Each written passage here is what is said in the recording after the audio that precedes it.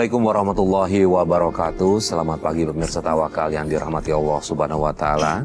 Senang sekali saya Farid Hasan menjumpai Anda. Dan pemirsa, di awal tadi kita melihat video bersama-sama, itu adalah salah satu kisah masa kecil dari narasumber kami bernama Ibu Eda. Assalamualaikum Ibu Eda, selamat pagi. Waalaikumsalam, selamat pagi.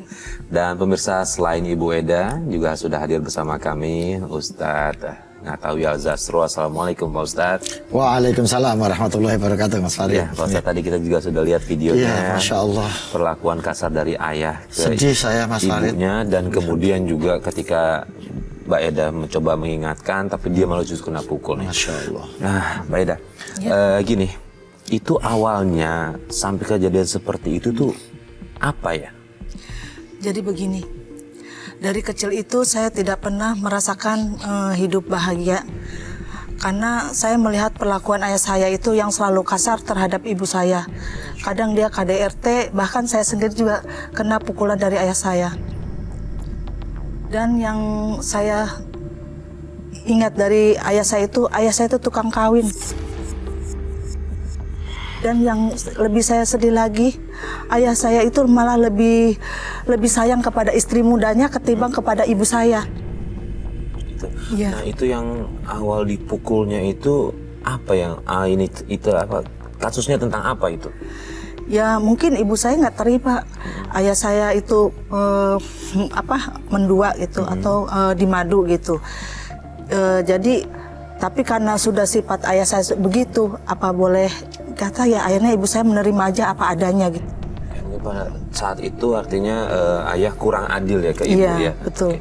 Pak Ustadz, kalau untuk ketentuan berpoligami itu sendiri Pak Ustadz, dalam Islam seperti apa pembagian porsi adil? Sudah jelas itu. Ya. Jadi fa'in khiftum alla ta'dilu fawahidata. Kalau Anda takut berbuat tidak adil, maka satu saja. Dan di ayat berikutnya Allah juga mengingatkan bahwa bagus seadil-adil, kamu tidak akan mampu bersikap adil seadil-adilnya. Makanya kalau toh tidak bisa bersikap adil seadil-adilnya, tapi ya jangan keterlaluan lah. Jangan berlebihan, itu kan begitu. Jadi kalau misalnya ini satu, ini 2 hari, ini 2 hari. Kalau misalnya adil itu plek itu susah. Ini Al-Quran bilang begitu. Tapi jangan keterlaluan ketika ada sampai menelantarkan anak. Bahasanya Al-Quran itu ibaratnya menggantung seperti mereka menjadi mengawang-awang, menjadi barang tak berguna. Jangan seperti itu, gitu. Jadi berpoligami syaratnya memang harus adil, gitu loh. Kalau toh memang adil persis itu belum bisa karena nggak mungkin bisa dilakukan. Tapi jangan keterlaluan, gitu loh. Ini kalau sudah keterlaluan melampaui batas itu sudah itu, gitu. Kalau bisa sih cuma satu aja. Tapi kalau toh keadaan, kalau toh nggak bisa nahan daripada kejebak, alasannya kan biasanya. Alasannya biasa begitu emang. Daripada kejebak zina, daripada padahal ada penyelesaiannya. Kalau takut kejebak zina ya jangan kawin lagi kalau memang nggak bisa adil. Puasa. Gitu. Nah kalau sudah terjadi begini Mas, ini menurut saya sudah pada kedoliman. Lalu bagaimana dengan nafkah lahirnya? Apakah adil juga? Ayah saya itu gak pernah hampir tidak pernah memberi nafkah kepada ibu saya. Kalaupun dia memberi nafkah, paling hanya sedikit, jadi tidak sampai mencukupi untuk kebutuhan ibu saya. Sementara ke yang satunya lagi? Iya, sementara untuk ke yang muda, ayah saya tuh bisa memberi lebih banyak gitu. Maka dari itu ibu saya untuk memenuhi kebutuhannya, dia terpaksa meminjam kepada saudara-saudaranya itu, berhutang gitu. Dan kami jadi ibu saya itu jadi pembicaraan untuk keluarganya gitu. Jadi diomongin, ya, diomongin gitu. Keluarganya gitu ya. Intinya ini kok punya suami tapi tidak dinafkahi gitu. Kayak seperti itu. Nah, Pak Ustadz, kalau untuk ayahnya sendiri nih Pak Ustadz nih, ternyata menurut dari Bu Eda ya, tidak adil juga dalam hal memberikan nafkah untuk kebutuhan sehari-hari. Ya, jadi adil itu kalau dalam ketentuannya itu ada beberapa fase. Adil, dia harus bersikap adil pada dirinya sendiri sebagai seorang suami yang bertanggung jawab gitu untuk adil. Yang kedua, adil dalam memberikan waktu. Harus sini 2 hari, sini 2 hari, 3 hari, 3 hari. Yang ketiga, adil dalam memberikan nafkah lahir maupun batin, termasuk kepada anak-anaknya. Yang keempat, adil dalam memberikan kasih sayang dan perhatian. Ini adalah beberapa bentuk-bentuk keadilan yang harus dilakukan kepada seorang suami yang melakukan poligami. Kalau dia tidak bisa melakukan ini, berarti dia sudah terjebak pada sikap dolim. Bu Eda seberapa bersaudara? Saya bersaudara 8. 8 bersaudara. Ini dari ibu dan ayah yang seayah seibu. Iya. Seayah seibu 8 bersaudara. Kalau dari yang istri muda punya anak berapa? Punya anak 1. 1. Terus status ayah sama ibu gimana sekarang? Sekarang sudah bercerai. Boleh tahu penyebab cerainya apa? Yaitu karena ayah saya tidak bisa adil gitu. Karena dia lebih mementingkan istri mudanya ketimbang ibu saya gitu. Yang mengajukan cerai siapa? Ibu saya, karena mungkin sudah tidak tahan kan dengan perlakuan ayah saya yang ya KDRT juga gitu. Ya, makanya mungkin pengadilan meloloskan permohonan ibu ya Pak Ustadz ya. Dan itu dalam salah satu kaul ulama yang mengatakan bahwa ketika istri merasa diperlakukan tidak adil dan didolimi oleh suami yang melakukan poligami, maka dia bisa meminta cerai. Nah, saya penasaran sama ibu sendiri nih, sikapnya ibu sendiri gimana ya setelah tahu suaminya sering menikah begitu? Awalnya gimana sebelum bercerai? Tetap nerima atau? Ya awalnya sih nerima, tapi lama-kelamaan ya namanya sering disakiti ya, akhirnya minta bercerai juga. Nah, kalau buat Ibu Eda sendiri menyikapi perilaku ayah kayak gitu gimana? Ya karena saya melihat perlakuan ayah saya seperti itu sama ibu saya, akhirnya saya merasa benci dengan ayah saya. Jadi saya punya motivasi untuk menjadi seorang pelakor, yang mana saya waktu itu berpacaran dengan laki-laki yang sudah beristri. Karena saya ingin mereka itu juga merasakan sakit hati apa yang dirasakan oleh ibu saya. Jadi saya dendam gitu. Nah, ibu sendiri pada saat melakukan itu sadar? Ya sadar. Sadar, memang berniat itu? Iya. Pernah nggak ketahuan? Pernah sih ketahuan. Suatu hari saya bersama laki-laki, istrinya tiba-tiba datang dan marah-marah pada suaminya karena ketahuan selingkuh dengan saya.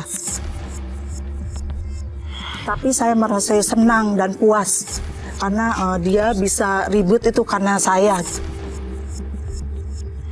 Mas, Iya. kita keluar negeri yuk. Iya nanti ya, kalau pas Istri nggak ada ya. Ya kapan Mas? Minggu ini aja yuk. Ya nggak bisa sekarang, nanti tunggu waktu yang pas ya. Kalau sekarang nanti takut ketahuan sama istri aku. Kenapa? Mas takut ya? Katanya Mas udah nggak sayang sama dia. Mas cuma sayang sama aku kan? Iya, aku cuma sayang kamu kok. Ya. Mas! Hah? Oh bisa-bisanya ya kamu berduaan di sini? Mbak siapa ya? Main masuk rumah orang aja sembarangan. Saya istri sahnya. Oh ini, cewek selingkuhan suami saya. Dasar cewek murahan. Apaan sih? Ma, udah. Dia nggak salah, Ma. Sudah gitu gimana? Mas, kok kamu jadi belain dia sih? Pokoknya aku minta cerai. Ma, tunggu, Ma. Mas mau kemana?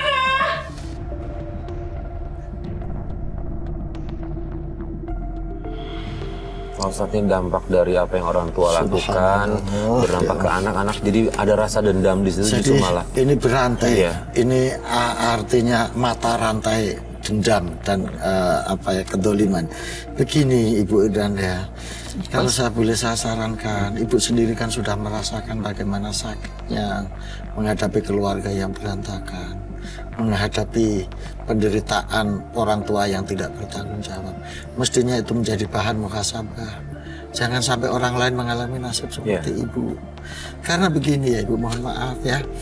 Ada salah satu hadis yang mengatakan bahwa tidak menjadi bagian dari umatku orang yang melakukan perusakan terhadap orang lain dan orang yang mengambil merusak hubungan rumah tangga orang lain.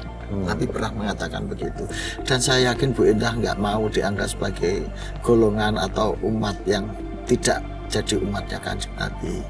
Yang kedua Bu Endah ya, itu menurut Imam Maliki, itu orang yang merebut, perempuan yang merebut suami orang, setelah dia bercerai misalnya laki-laki rumah tangga direbut oleh perempuan sampai dia cerai, itu dia nggak boleh kawin dengan perempuan ini. Itu menurut Imam Maliki. Kalau menurut madhab Hanafi dan madhab Syafi'i, perempuan yang mengganggu rumah tangga orang itu boleh dinikahi, tetapi dia tetap menjadi golongan orang yang fasik, orang yang rusak. Maka ibu ya, sebaiknya ibu menghentikan dendam itu, karena dendam itu tidak akan bisa membawa ketentraman hidup. Orang tidak mungkin berbahagia ketika hatinya masih terbakar dendam, dan itu hanya menimbulkan mafsadah baik bagi orang lain maupun bagi dirinya sendiri, ibu ya. Jadi sebaiknya ini ibu dihentikan saja supaya ibu kembali ke jalan yang diridhoi Allah, jalan yang bisa diakui kembali sebagai umatnya dan Muhammad. Mohon maaf, ibu masih melakukan itu? Ya, sampai saat ini Masih? Ya. Astagfirullahaladzim. Coba Bu, dihentikan sih kalau menurut saya. Ibu kan datang ke Tawakal niatnya baik. Sebenarnya kan ibu tahu ya apa yang ibu lakukan salah, betul nggak? Iya, coba aja pelan-pelan dicoba lagi. Nah, saya masih mau tanyain lagi, adalah gini. Ibu melakukan ini, ibunya Ibu Eda tahu nggak? Ibu saya nggak tahu sih, karena saya kalau seandainya nanti ibu saya tahu, nanti takutnya jadi pikiran ibu saya juga, nanti malah ya pokoknya saya nggak mau nambah beban ke ibu saya gitu. Biar aja saya melakukan ini untuk membalas sakit hati dari ibu saya, biar saya yang melakukan ini. Ibu Eda pernah nggak terbersit gitu kalau suatu hari karena Ibu Eda tahu ini salah, Ibu Eda akan menerima akibatnya? Pernah nggak terbersit itu? Ya, saya tahu. Saya waktu itu, saya juga kepikiran ingin berhenti ya. Ya, saya senang sih Ibu Eda kepikiran untuk berhenti, karena saya berharap karena Ibu Eda tahu betapa sakitnya apa yang dirasakan ibunya Ibu Eda, jangan Ibu Eda melakukan itu ke wanita lain. Apalagi tadi Bu Indah bilang ini dilakukan secara sembunyi-sembunyi, takut menjadi beban ibu kalau sampai ibu tahu. Artinya ibu kan juga menginginkan Mbak Endah untuk tidak menjadi orang yang dendam, karena Mbak Endah punya keyakinan kalau sampai ini ketahuan ibu, ini menjadi beban penderitaan bagi ibu. Ya. Sudahlah ibu, urusan begini Allah itu adil. Jadi orang poligami yang tidak adil, kata Nabi, itu nanti di akhirat itu jalannya nggak akan sempurna. Dia berjalan miring karena menanggung beban yang tidak seimbang dalam hidupnya, karena dia bersikap tidak adil itu. Jadi biar itu jadi sudah, jangan sampai orang menderita lagi gara-gara dendamnya Ibu Eda gini, karena ingin menyakiti orang lain. Ibu kan sudah merasakan bagaimana sakitnya mengalami hidup ini, maka itu jangan ditularkan ke orang lain, karena itu bisa membawa kerusakan yang lebih parah. Dan dosa orang dendam itu juga nggak main-main. Jadi orang dendam itu bisa merubah silaturahim. Karena dendam kan gara-gara ini kan silaturahim jadi terputus, silaturahim jadi rusak, dan mutus silaturahim itu bagian dari dosa besar. Yakin Mbak Endah nggak akan tenang dan nggak bakal bahagia, tentram hidup Mbak Endah hanya gara-gara menuruti dendam. Nah, Ibu Eda sendiri sekarang tenang nggak ketika melakukan itu? Tenang nggak? Enggak sih, ya merasa berdosa gitu ya. Nah, sementara katanya nih suami Ibu Eda selingkuh ya, benar ya. Dan Iya. Ibu Eda bilang sama tim kita kalau itu merasa Ibu Eda ini bagian dari balasan gitu. Iya. Yes, Gimana ceritanya? waktu itu saya pernah mergoki suami saya selingkuh dengan sekretarisnya. Iya. Asik kan jalan aku? Mas! Ini siapa, Mas? Ini sekretaris aku. Sekretaris? Mas pacaran ya? Kok kalian mesra-mesraan gini sih?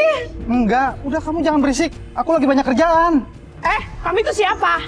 Mbak, maaf ya, saya ini sekretarisnya Mas Edo. Jadi kemanapun Mas Edo pergi, saya harus ikut. Dan lagian menurut saya kalau kita mesraan apa gandengan tangan, itu udah wajar dong.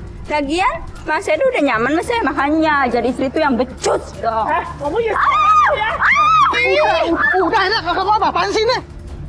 Udah kamu pergi sana. Mas mau kemana? Mas jangan pergi, Mas! Mas! Jadi dalam Al-Quran itu pernah disebutkan begini, bahwa perempuan yang jahat itu akan memperoleh laki-laki yang jahat. Laki-laki yang jahat akan memperoleh perempuan yang jahat. Laki-laki yang baik akan memperoleh perempuan yang baik. Perempuan yang baik akan memperoleh laki-laki yang baik. Supaya ibu memperoleh laki-laki yang baik, tidak memperoleh laki-laki yang jahat, maka berusahalah ibu untuk menjadi perempuan solehah, perempuan yang baik. Jadi kalau sekarang sudah terlanjur ibu punya suami dan ibu suaminya selingkuh, tadi ibu mengatakan saatnya bermuhasabah, saatnya berintrospeksi diri. Mungkin suami saya selingkuh ini karena saya berbuat dolim, berbuat tidak baik, berbuat bodoh, sehingga saya memperoleh ini. Supaya saya memperoleh laki-laki yang solehah, gak usah kawin lagi, perbaiki sikap hidup ibu, perbaiki akhlak hidup, perbanyak amal soleh. Ini akan berimbas insya Allah pada laki-laki yang menjadi baik, menjadi soleh, dan menjadi yang bertanggung jawab. Lalu bagaimana Ibu kehidupan rumah tangga Ibu setelah Ibu tahu suami berselingkuh? Setelah suami saya ketahuan selingkuh, saya bercerai dengan suami saya. Karena dia lebih memilih perempuan itu ketimbang saya. Status cerainya sudah diputuskan hakim atau Sudah. sudah Iya. diputuskan? Jadi anak-anak dengan saya. Karena Ada berapa putra putri? Ada putra putri? Ada berapa? ada dua. Dua. Nah Ibu sekarang kerja apa?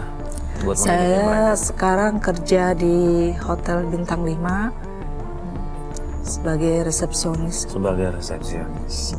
Dan saya dengar katanya Ibu juga udah mulai membuka hati untuk laki-laki lain ya, betul ya?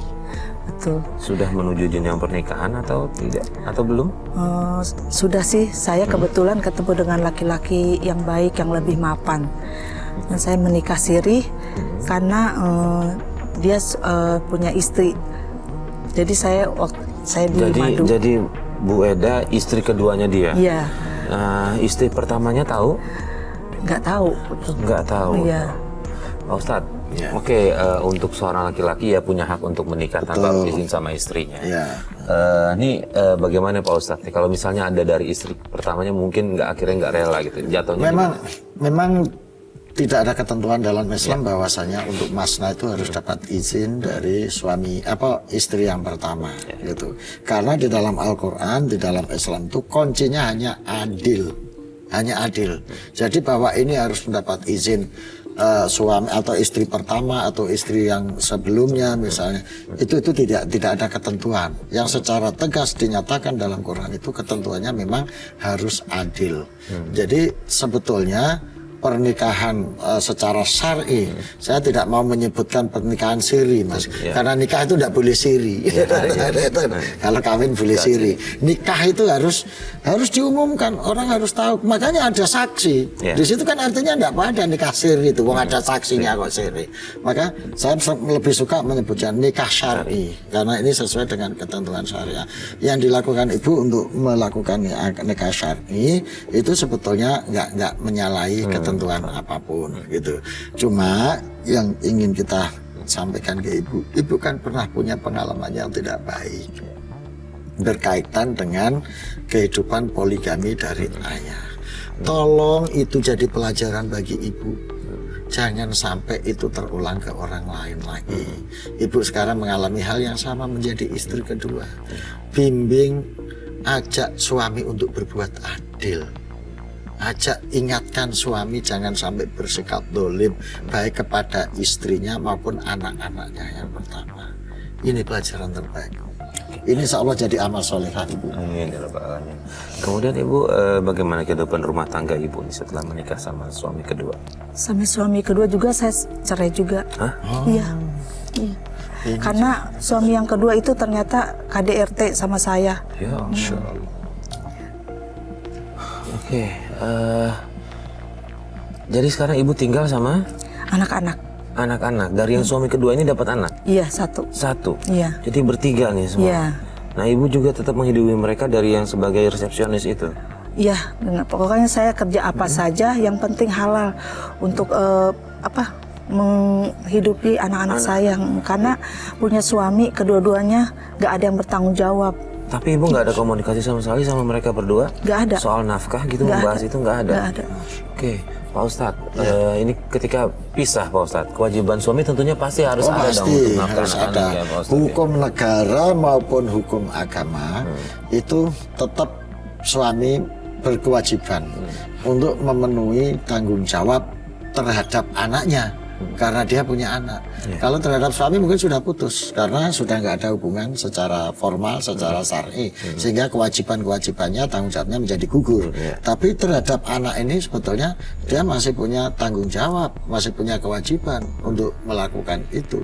Kalau ini nggak ditunaikan berarti dia dolim karena lari dari tanggung jawab. Iya. Begitu, Mas. Iya, anak-anak nanyain ayahnya. Ya, nanya sih, tapi mau bilang gimana lagi?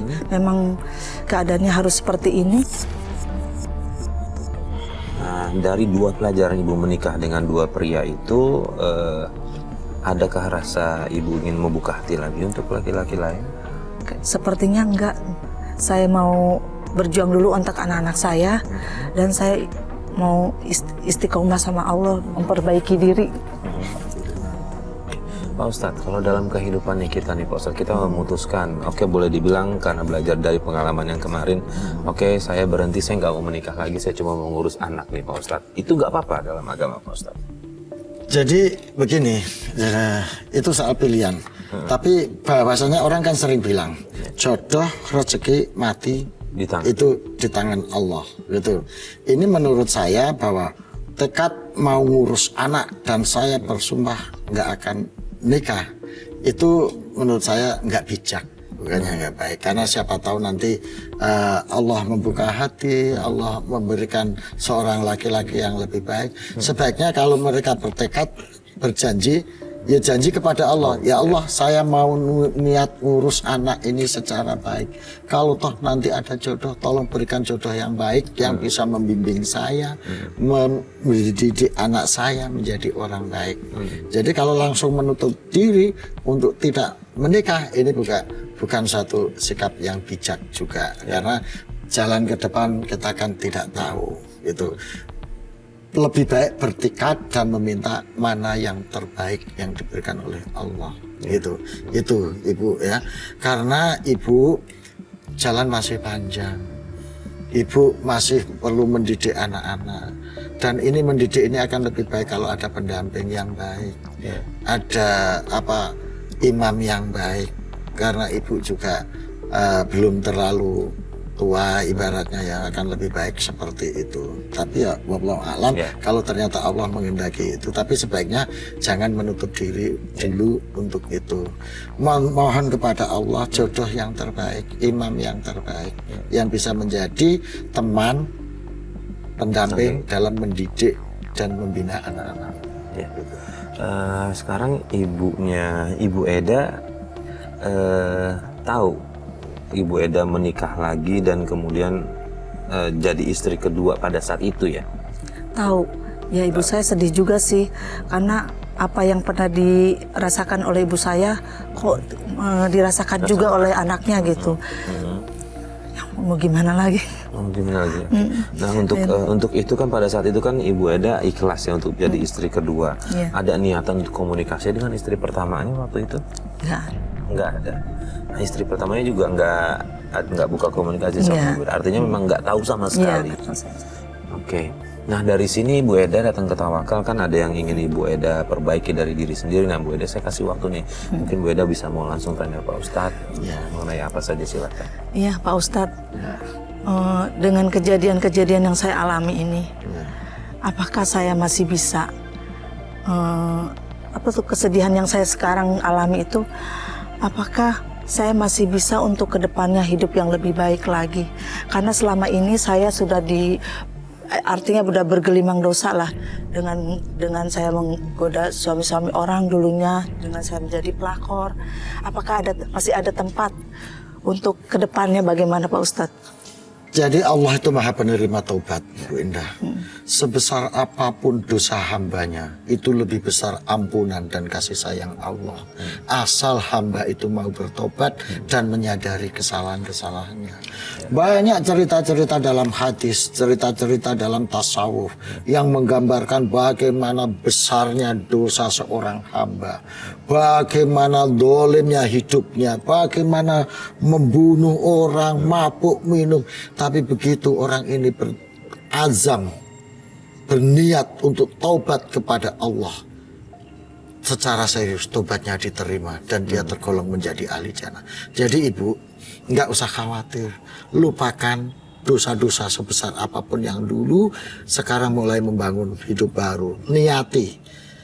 Wa idza azamta fatawakkal Allah. Ketika Ibu sudah berniat, berjanji untuk tobat, memperbaiki hidup, merubah hidup, tawakal kepada Allah, serahkan kepada Allah. Jadi soal selanjutnya nanti mungkin bisa Mas Farid atau hubungi kita, akan membimbing Ibu untuk bagaimana menjalani kehidupan, bertobat, merubah hidup yang lebih baik. Insya Allah. Gitu. Satu hal lagi Pak Ustadz, saya lebih concern kepada anak-anaknya ini nanti Pak Ustadz. Gimana caranya buat Ibu Eda nih memberitahukan ke anak-anaknya untuk tetap istiqomah, jalan di jalan Allah, apa yang harus Ibu Eda lakukan nih biar nggak terkena kontaminasi itu Pak. Jadi Ibu ini kan single parent single parent karena anaknya apalagi masih kecil. Baru 7 tahun dan yang paling kecil 4 tahun. Dan Ibu ini mesti sibuk bekerja. Kalau saya sarankan, satu, beri anak ini bimbingan keagamaan yang baik dan tepat, maka Ibu bisa minta tolong atau memanggil ustadz untuk ngajari ini ketika Ibu bekerja, minta tolong ustadz, undang ustadz, atau kalau memang sudah agak besar dititipin ke pesantren supaya ada yang bertanggung jawab gitu. Nanti setelah sampai pada masanya bisa pelan-pelan diajak ngomong, gitu. Itu. Jadi kalau Ibu sempat datangin ustadz untuk bimbing anak-anak ini supaya punya pondasi moral akhlak yang baik dengan didikan agama, syukur Ibu bisa melakukan ini sendiri misalnya. Tapi kalau memang belum bisa, pada saat tertentu nanti bisa dititipkan di ke pondok dimasukkan ke pondok, dimasukkan ke pondok supaya Ibu juga bisa tenang untuk mencari nafkah dan anaknya dididik dengan pendidikan yang benar. Sejalan dengan waktu nanti pelan-pelan diajak ngomong, dikasih tahu tentang, karena nanti anak juga akan tanyakan pada saatnya, ini kok saya tidak punya bapak saya sebetulnya siapa. Tapi dengan pendidikan pondasi moral akhlak yang baik, nanti pelan-pelan ini bisa kita kasih tahu. Ibu ada anak perempuan? Ada satu. Nah itu juga penting tuh Pak Ustadz. Kalau dia nanti pada saat boleh Pak Ustadz tanya, apa dengan kejadian seperti ini ada imbasnya nggak nanti ke anak saya gitu? Nggak ada. Karena tadi yang Pak Ustadz sampaikan insya Allah nggak ada tuh apa yang dilakukan. Nggak ada. Jadi anak akan tetap menghadapi caranya sendiri. Bahwa amal baik akan mendapat balasan baik, itu berarti bagi orang yang melakukannya. Gitu. Baik. Terima kasih Pak Ustadz atas semua nasihatnya. Mudah-mudahan Ibu juga bisa coba mengamalkan apa yang tadi Pak Ustadz sampaikan, biar keraguan Ibu itu bisa terjawab dan Allah mengabulkan semua doanya Ibu ya. Amin. Terima kasih sudah bersama kami di Tawakal Pak Ustadz. Terima kasih. Sama-sama Mas Farid. Dan pemirsa, akhirnya sampai di sini Tawakal. Saya Farid Hasan undur diri. Wabillahi taufik walhidayah. Wassalamualaikum warahmatullahi wabarakatuh. Waalaikumsalam.